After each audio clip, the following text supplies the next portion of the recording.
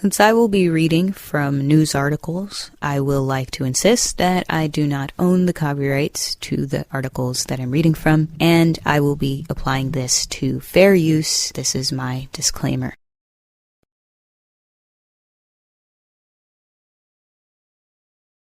Who would have known that the dinner table is such a widely, historically, and thoroughly studied subject? And when one thinks of the dinner table, at least when I think of it, I largely associate the dinner table with home life, families, family culture, traditions. But when I researched different sources on the data, I found, and this was amazing to me, that there are actually tangible benefits to families spending time together at the dinner table. There is even what is referred to as the Dinner Table Project, created by Four Rivers Behavioral Health Regional Prevention Center. It is really interesting to note all the research, whether it's from Stanford to Harvard, that goes into the dinner table, all the different sources, all the different psychologists, doctors that speak on the health benefits, whether it's mental health or physical health benefits. And knowing all of this, let me share some of that information with you from an article. I want you to note that this specific article, and I might share a couple more, maybe 3 or 4 more, who knows, but that this specific article does not stand alone. There are many sources on this subject, and I would say that this article is fairly comprehensive, and so what I can share in terms of what's written in this can actually be found in other articles. They say the same thing, essentially, with regards to the health benefits mentally and otherwise. And I might even share, if I can find other sources, what that would look like as well. So let's see what this article entitled Social Emotional Benefits of Eating Family Dinner Together. It was written fairly recently on February 28th, 2021. It's from Everyday Speech.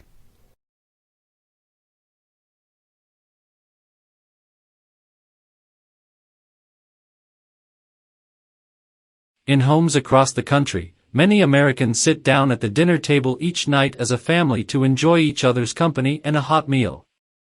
This sacred tradition, often referred to as the family dinner, wasn't truly formed until the late 18th century when dining rooms and dining tables became commonplace in American homes. Rooted in tradition, family dinners today continue to offer parents and their children a unique opportunity for meaningful conversations to occur during mealtimes. Recent research has shown that regular family dinners offer a wide range of physical, social-emotional, and academic benefits for children. Language and vocabulary benefits. Dinnertime storytelling creates rich language opportunities for young children to further develop their language and communication skills. Lower risk of depression and anxiety. Consistent parental engagement around the dinner table lowers the risk that teens will experience depression, anxiety, or substance abuse issues. Improved academic performance. Adolescents who ate family meals 5 to 7 times a week were twice as likely to get A's in school as those who ate dinner with their families fewer than 2 times a week. Increased feelings of connectedness. Family dinners promote social engagement and conversations between a child or teen and their parents and siblings. In a recent survey, American teens were asked when they were most likely to talk with their parents. Dinner was their top answer.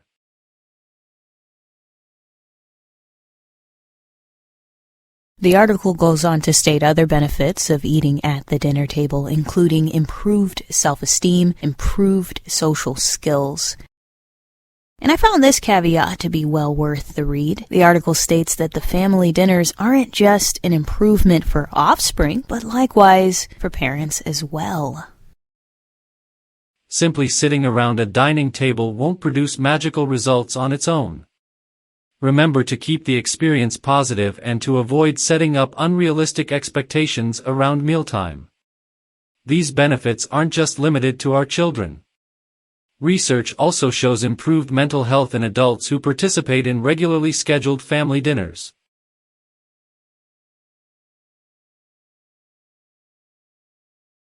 This article, entitled The Benefits of the Family Table, by American College of Pediatricians, written on February 2021. Over the past 3 decades, family time at the dinner table and family conversation, in general, has declined by more than 30%. Families with children under age 18 report having family dinners 3 to 4 times per week. 1/3 of families with 11 to 18-year-olds only eat 1 or 2 meals a week together. Only 1/4 eat 7 or more family meals per week. The experience at the meal table has also declined in quality with the increase in distractions, such as television watching, text messaging, phone conversations and social media. Barriers to family meals cited by parents include too little time, child and adult schedule challenges, and food preparation. Most parents, however, say they place a high value on family meals, ranking them above every other activity including vacations, playing together and religious services in helping them connect with their families and children. Most wish they had more family dinners. When evaluating the scientific research on the effects of the family table, it is important to take into consideration the number of family members present and the frequency of the family meals, as well as the type of study. Studies have found that benefits such as maintenance of normal body weight, healthy eating patterns, and less disordered eating are found when families eat at least 3 meals per week together. It is also difficult to differentiate the effect of overall quality of childrearing by parents who practice family meals from the benefits of the family meal itself. However, even the most rigid research demonstrates the benefits to be specific to the family table, especially for adolescents who are less likely to experience depressive symptoms if there are more family meals. Researchers have attempted to define the characteristics of family meals that are the most beneficial. One meta-analysis of 50 studies found 6 components to be consistently associated with the nutritional benefits for the children. These characteristics are turning off the television, parental modeling of healthy eating, higher food quality, a positive atmosphere, children's assistance with food preparation, and longer meal duration. The term family table obviously describes the situation in which the family shares time together while eating a meal, but it is much more than that. It is a time of open communication in a relaxed setting, allowing all family members to share ideas and experiences. As early as 1943, researchers were discussing the benefits of the family table from a sociological and cultural viewpoint. Family table talk is an essential part of the process whereby the family inducts the child into the life of society. Family meals allow the parents to impart values and traditions, as well as demonstrate appropriate relationships, communication techniques, and problem-solving skills. Family meals are powerful for many reasons. First, meal times impact all of our senses: the sight, touch, taste, and smell of food, as well as listening to family conversation. Family meals offer the opportunity to spend time together, reconnect after a busy day, communicate with and listen to each other, share values and ideas, and problem solve. Family meals also contribute to traditions that tie families together. A special food for a birthday celebration, a favorite place to eat for special occasions, a cultural or ethnic food unique to the family's heritage. These become traditions that provide meaning and context for children as they grow. Family meals provide structure for the day, allowing children to feel more secure and safe, knowing what to expect. They also permit parental monitoring of children's moods, behavior, and activities, providing parents with insight into the emotional well-being of their children.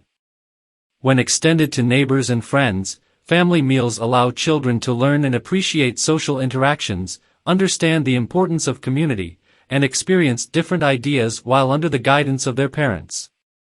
The family table is one of the very few places that children can observe their parents interact, negotiate, solve problems, express emotions and treat one another with respect.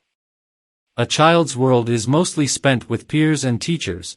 The family table gives them a chance to see how adults interact and cooperate.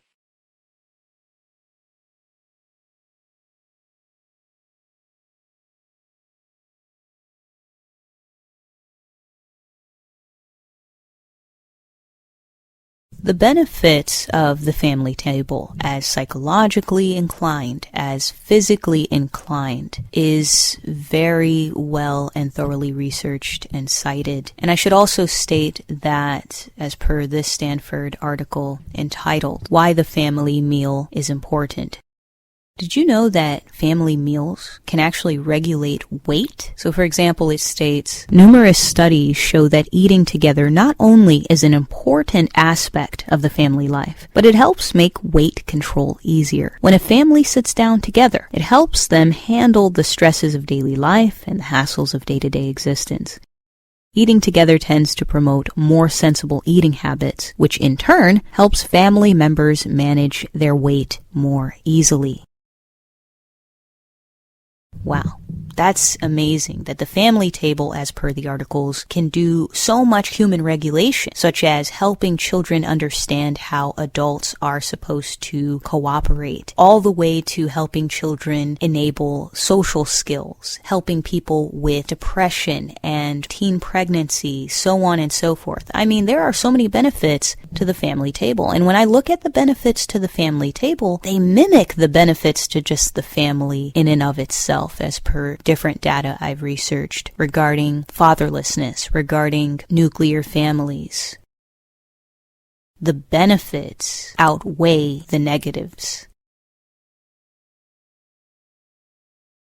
Which is why I insist on being pro-marriage and pro-the family. Because if you're telling me that children, they're going to grow up in these households, they're going to have these dinners, they're going to become more viable members of society, and then potentially grow up to create that family, and seeing how that causes our generations to incline in so many positive ways, then wouldn't we want to support, in terms of empowerment, the family?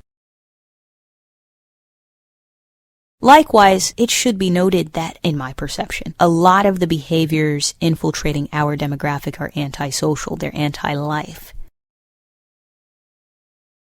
We do not have a righteous or endearing or regulated way of interacting with one another. We spew out more chaoticism than we do idealism. And we need more times to be able to recognize each other, but from a more tender standpoint, from a more safe and healing and wholesome standpoint.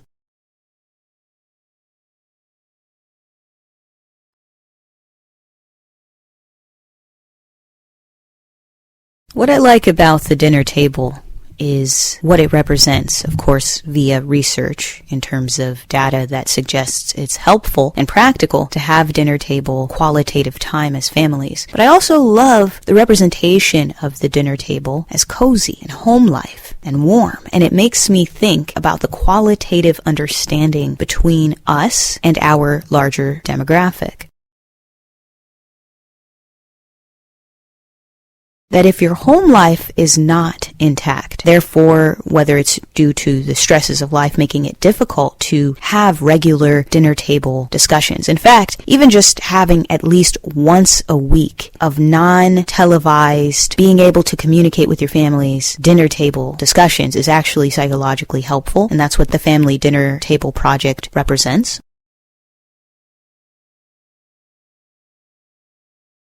But even in general, whether it's because you don't have time because everybody has the stressors of life to deal with, or because there aren't too many intact families in our collective to begin with, it just ruins our sense of familiarity within our home lives, how we project that across other people, and then how that in turn creates a difficulty in us being able to relate to each other as a demographic.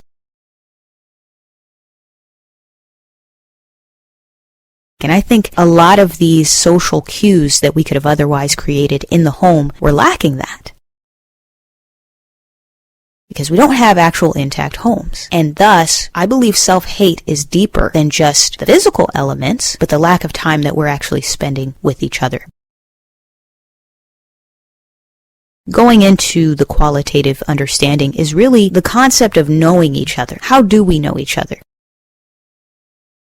Because from my observation, I believe we as a demographic know each other via trauma, via unregulated patterns of behavior and misbehavior, via scarcity of resources, via strife and chaos. So if we were to have intact families, and these intact families had helpful rituals such as the dinner table, then we would know each other for the right reasons, and we would subconsciously be able to project that on each other as a group. So it's very important that we bring the dinner table back in individual households and compound that across large-scale households alike, because clearly, psychologically, gathering amongst your families is beneficial. In my perception, we do not have a high concept of domesticity.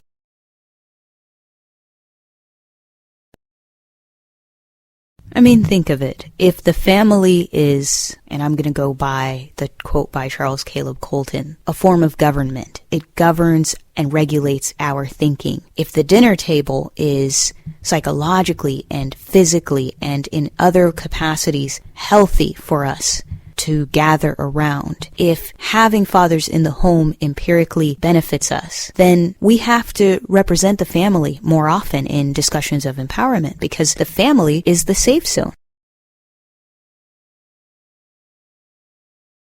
The family is what protects us. The family is what makes the bigger difference between our society in a hell zone and our society as a constantly rising generation of people with time.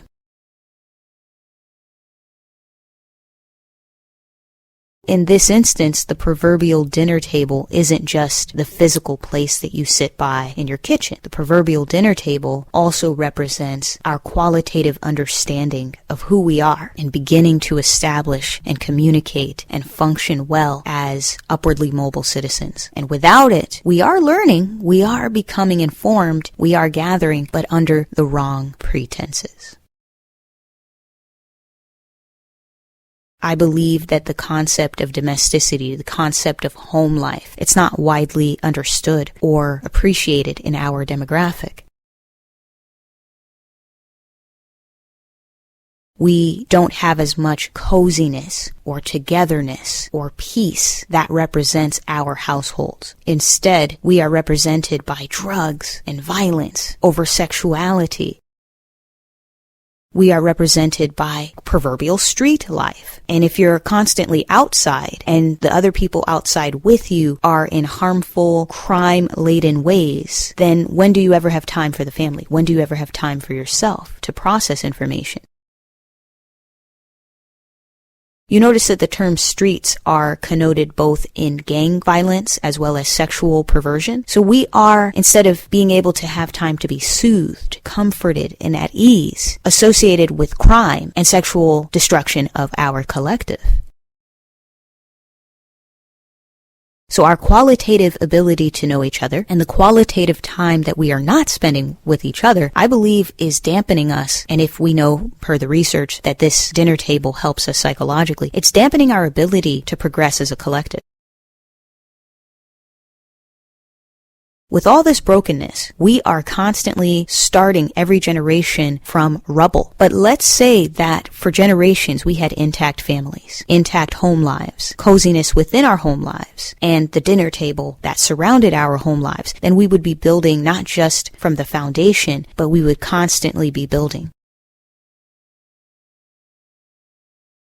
And imagine us in just 20 years of being pro-family and pro-marriage, how that could shift the entirety of what is now a broken demographic.